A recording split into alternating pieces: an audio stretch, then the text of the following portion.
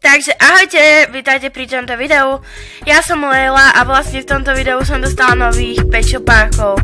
No ale prvých troch som dostala od mamininej kolegyne a tých druhých dvoch som si vlastne zamenila so spolužiačkou. Takže môžem vám ich poukazovať.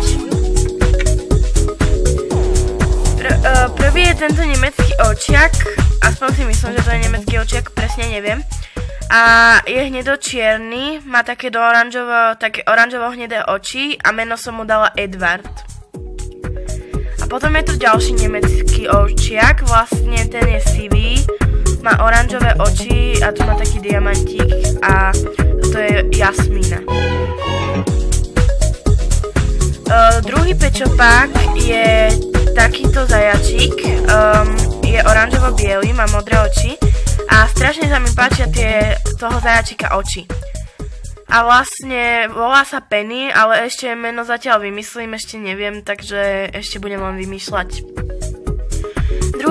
Ďalší pečopák, čo som si zamenila so spolužiačkou, je tento maličký škrečok.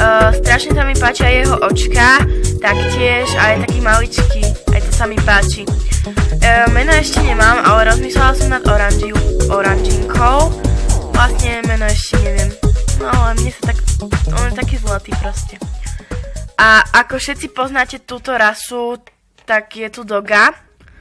My sme si to zamenili so spolužiačkou v škole. Vlastne je to dievča, určite by to nemohol byť chlapec, lebo doga nebýva takáto, že sivo-biela s ružovým fákom. No a pomenovala som ju Rosie. Toto je vlastne moja prvá doga a som veľmi rada, že ju mám. Takže to bolo celé video a lúčime sa s vami. Ahojte!